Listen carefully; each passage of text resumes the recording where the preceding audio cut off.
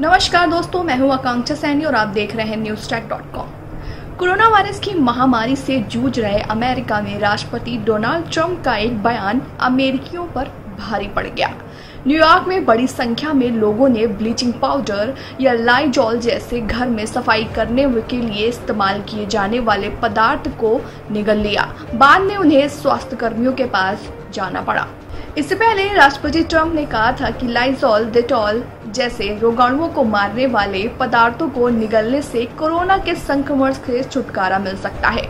New York के स्वास्थ्य विभाग के जहर नियंत्रण केंद्र को रात को 9 बजे से शाम के 3 बजे तक 30 लोगों ने फोन करके कहा कि उन्होंने रोगाणुनाशक पदार्थों को निगल लिया है। हालांकि केंद्र के प्रवक्ता ने कहा है कि ब्लीचिंग पाउडर खाने से किसी की मौत या उन्हें अस्पताल में भर्ती कराने की जरूरत नहीं पड़ी है। आंकड़ों के अनुसार पिछले साल इसी समय जहर खाने के केवल 13 मामले पाए गए थे।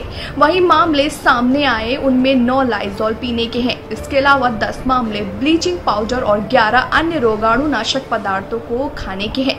दूसरी ओर राष्ट्रपति डोनाल्ड ट्रंप अपने अजीबोगरीब सलाह पर सफाई दी है। इस बयान के बाद ट्रंप की जमकर आलोचना हो रही है। इस पर राष्ट्रपति ट्रंप ने सफाई देते हुए कहा है कि उन्होंने जब डॉक्टरों को कोविड-19 के मरीजों के संभावित उपचार के लिए शरीर में टीके से जीवाणुनाशक पहुंचाने या अल्ट्रावायलेट प्रकाश से मरीजों के शरीर को हाइड्रेट करने का विचार करने के लिए कहा था, तो वह व्यंग्य में कह गए थे। विचित्र और अवास्तविक सलाहों के लिए स्वास्थ्य विशेषज्ञों से ट्रंप के सुझाव की जमकर आलोचना की। उन्होंने लोगों से ट्रंप के खतरनाक सलाह को नहीं सुनने की अपील की है। जब राष्ट्रपति ट्रंप ने उनकी टिप्पणी के बारे में पूछा गया तो उन्होंने कहा है कि मैं आप जैसे संवाददाताओं से मजाक में सवाल पूछ रहा था, बस यह देखने के लिए कि क्या होता है। उन्होंने कहा कि मैं मौजूदा संवाददाताओं से शरीर के भीतर रोगाणुनाशक पहुंचाने के बारे में बेहद हंसी से प्रश्न पूछ रहा था। व्हाइट हाउस के प्रवक्ता ने कहा है कि मीडिया ने गलत तरीके से राष्ट्रपति के बयान को सुर्खियों में बदला।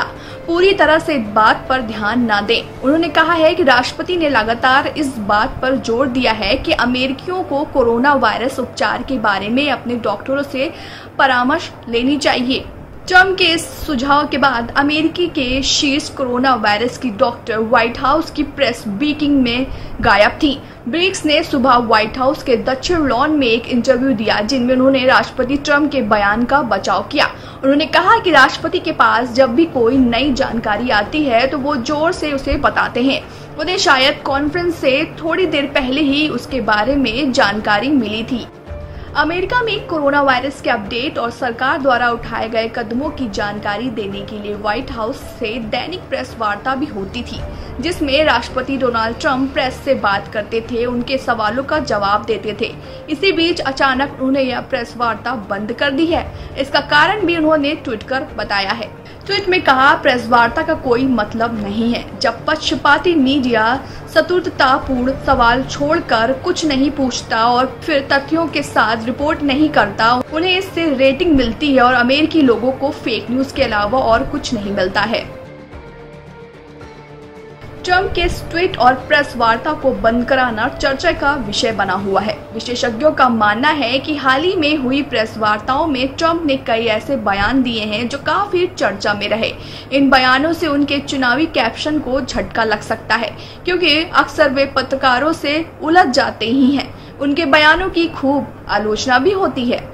अमेरिका वो देश है जो कोरोना वायरस महामारी के गिरफ्त में सबसे ज्यादा है।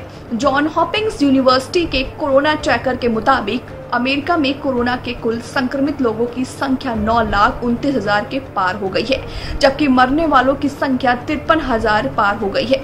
यह आंकड़ा तेजी से बढ़ रहा है। ऐसी और वीडियो देखने के लिए न्यूज़ ट्रैक को लाइक और सब्सक्राइब जरूर करिए। नमस्कार।